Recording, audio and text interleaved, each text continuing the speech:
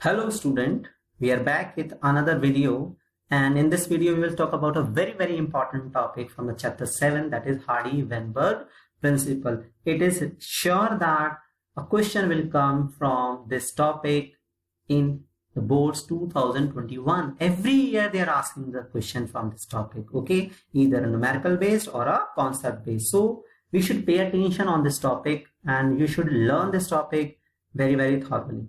Right, let's start this topic. Hardy-Weinberg Principle, right? So as the name suggests that there are two scientists, Hardy and Weinberg, right? So there is a very interesting story behind this principle. Let us see what was the story. He is Reginald Punnett. You must have heard about Punnett square in chapter 5, where we used during monohybrid and dihybrid cross to find out the probabilities of the genotype, right? Once he was delivering a lecture, and during that lecture, one of the attendant asked him a very good question. Sir, that if dominant allele are always there to express themselves in a population, then why recessive allele do not emanate? He was right, but Punnett was not able to give his answer. Now, while going back to his place, Punnett went to his very good friend, that is G.H. Hardy. They used to play cricket together. G.H. Hardy was a mathematician. He was a British mathematician. He was very good in maths. So Punnett asked his help in finding some solution to this problem. So being his friend, Hardy wrote a paper about the allelic frequency in a population and came with a law known as Hardy's law in the year 1908. His paper was published in the month of June. Remember that his paper was published in the month of June. But later on in the year 1943, some scientists found that even before Hardy, when Hardy gave his law, before that another scientist, Weingberg, did same kind of work, but his work was more accurate and more elaborate, and he published the work in January 1908. Means his work was published before Hardy. So he was also given due credit. So the law became Hardy's Weinberg Principle. Okay. So what is it all about? In 1908, G.H. Hardy, a British mathematician, and W. Weingberg, a German physician, independently discovered a rule that relates allelic frequency and genotypic frequency. They both gave a relation which show allelic frequency and genotypic frequency in a Mendelian population. Now, what is a Mendelian population? A Mendelian population is a natural interbreeding unit of sexually reproducing organisms sharing a common gene pool. Now, what is gene pool? So, total genes and their alleles in a population. All the genes and their alleles in a population is known as gene pool. Remains constant in absence of evolutionary influences. Means the allelic and genotypic frequency in a Mendelian population needs to be constant in absence of evolutionary influence. It means there should be no evolutionary forces to disturb this equilibrium, right? So we have to take some assumption because evolution is taking place. So there must be some assumptions. Let us see what were the assumptions. The very first assumption that organism must be diploid, means it should have double set of gene. Population must be large. It is applicable to large population. Then there should not be any immigration or emigration, that is movement of individual out of the population or inside the population. Means no emigration outside, immigration inside the population. Okay. Then no mutation in gene of interest. The gene that we are talking about, there should not be any mutation in that. And there should be no natural selection. And finally, mating should be random. The probability of mating one individual with any of the population must be equal. Okay, there should not be any selective breeding or mating. There should be random mating, right? So let us see what they said. Just imagine that, let us assume there is a gene in a population with allele capital A and small a. Means we are imagining there is a gene which can be represented as A and small a. So these are the two allelic form of that gene. So in a population, dominant allele, that is capital A, is having P times. The frequency of that dominant allele is P. And the frequency of the recessive allele, that is small a is q times, means small a is found q times in the population. So according to the Hardy-Weinberg principle or their law, what was the law? Sum of allelic frequency in a population is 1. Allelic frequency sum should be 1, that is p plus q should always be 1. There is one more representation of this. This is in terms of allelic frequency. There is one more representation in terms of genotypic frequency. So whether it is allelic frequency or genotypic frequency, it should be same. Let us see that also expression. Okay, this is the expression. This is in terms of p square plus q square plus 2pq equals to 1. This is in terms of genotypic, and p plus q, this is in terms of allelic, right? So whether it is allelic frequency or genotypic frequency of a particular gene in a population, it always remains constant. It is always in equilibrium. Condition, what was the condition? That evolutionary forces should not operate over this, right? Now we have to understand this in mathematical approach so that we can get the idea what is this being. That is not given in the NCERT. I'm just telling just to explain it more. Now we will see the numerical aspect of this Hardy-Weinberg principle. Okay, just we are imagining that there is a population of 200 members. Just hypothetical example is that though number is less, just for explanation we are taking this 200, and so a number of 200 individuals. Okay, now let there is a population. How many members are there? 200. And let us assume that there is some gene having two allelic form, that is there is some gene which can be represented into two allelic form, that is dominant A, that is capital A, and small a, right?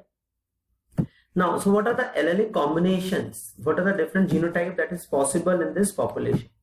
So this is capital A, that is homozygous dominant, capital A, small a, that is heterozygous dominant, small a, that is homozygous recessive, right? Just randomly we are taking some number that this form of combination is 114, means homozygous dominant are 114 individual out of this 200 member in a population. Heterozygous dominant are 76 and homozygous recessive are 10. Just add them. 6 plus 4, 10, and 10, 20, 2 carry, 3 and 7, 10, 1 and 1, 2. So it's 200, right? So 200 individual showing this type of genetic combinations. Okay. Next, let's find the allelic frequency. Now we have to find the allelic frequency. The same table is over here, right? Now we have to find the allelic frequency of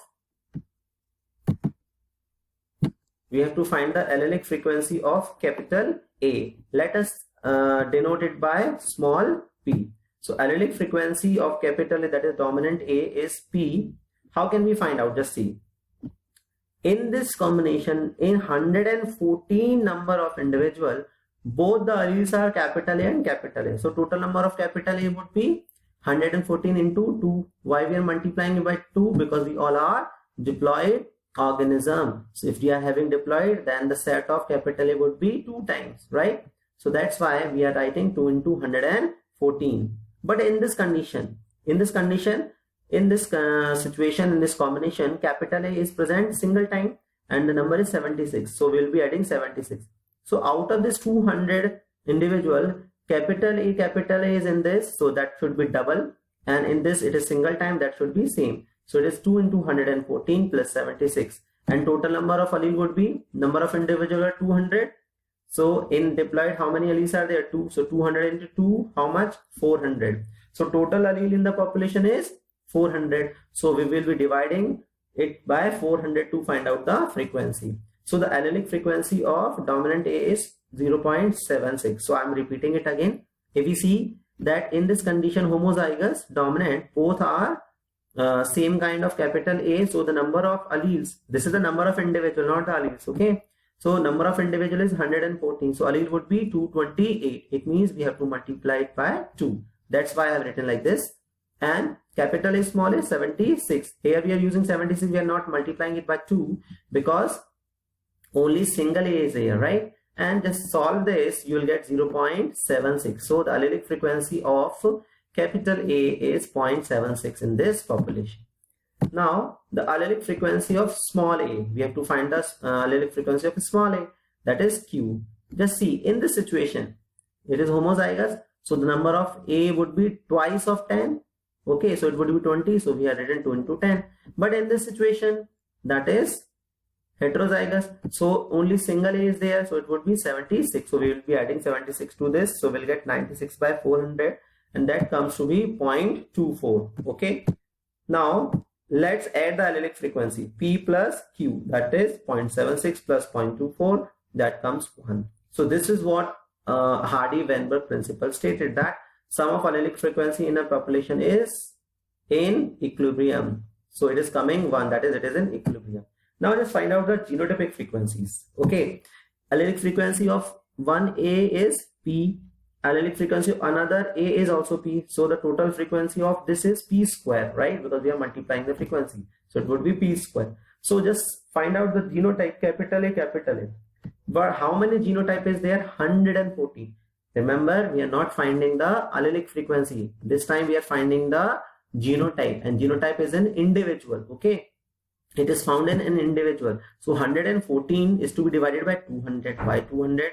Because total sum of the number of individual is 200. So we have to find out of 200 individual, how many are there of how many are there of capital A and capital A form, right? So it is 114. So the frequency comes to be 0.57. Now find out the allelic frequency of capital A, small a. Here we have to use 2pq. Why? Because the possibility of fertilization of A and A is equal. Okay. If male parent is giving capital A and female as small a, so one combination would be PQ. And just opposite of that capital A is coming from female and small a is coming from male partner. So the frequencies would be again PQ. So there are two possible combinations. That one time dominant is given by the male, then the frequency would be PQ. And if the next time dominant is given by the female, then it would be again PQ. So the total population combination in PQ would be, in capital A, small a would be twice of PQ. So there are two possibilities, 2 PQ, right? So it comes to be how many individuals are there? 76.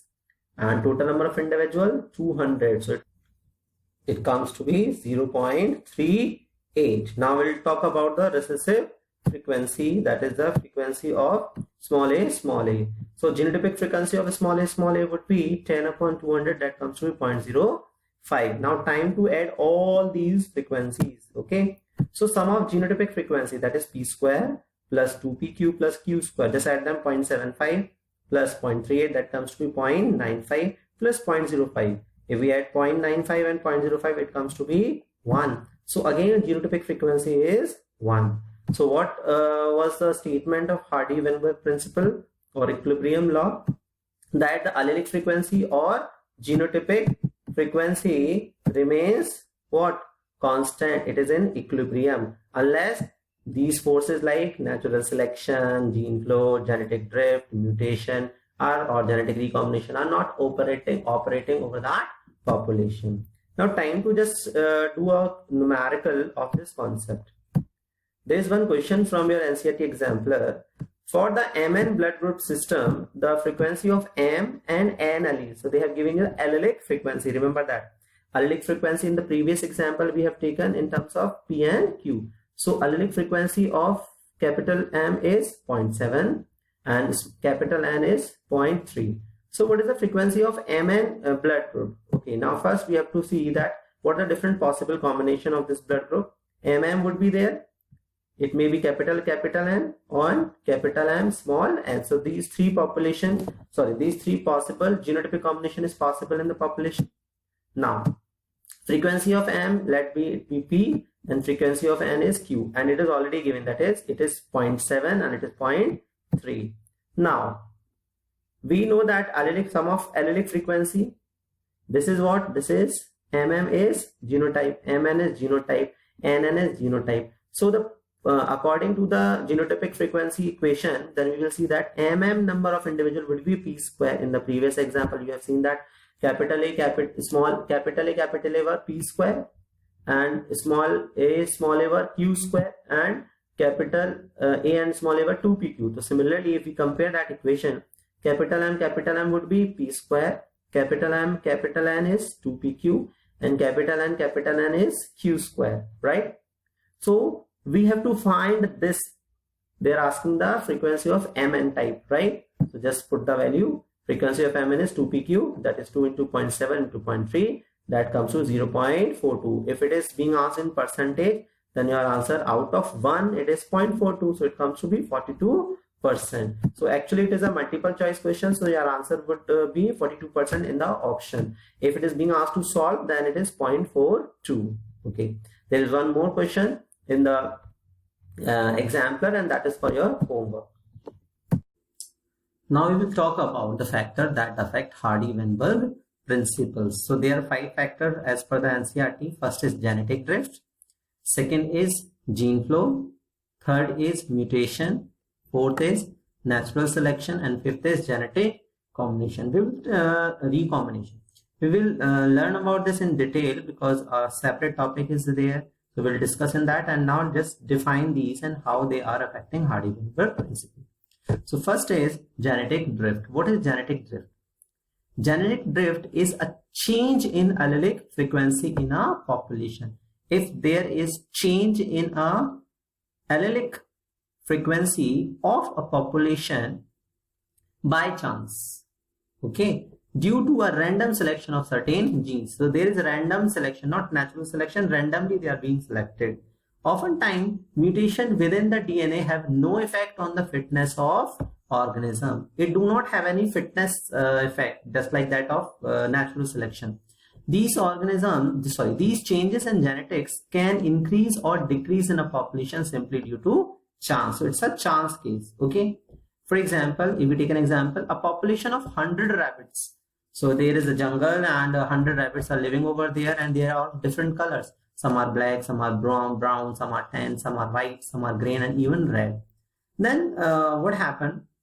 That suddenly something happened over there and a disease gets spread in that colony. In the population, the different allele that create coat color are equally distributed. Means the chances of these allele is equal. They are equally distributed, and suddenly a disease comes into rabbit population and kills 98 of those rabbits. So out of 100, 98 are being killed because of a disease, and the only rabbit that are left are red and gray. So being red and gray was not any benefit for them. It is by chance that they are being selected. So such case is known as genetic drift. So now how many alleles would be there? 1, 2, 3, 4, 5, 6. Okay, one of each color. Now only 2 color are left, red and gray. So the frequency changed from 6 to 2. So in this situation, Hardy-Weinberg principle fails.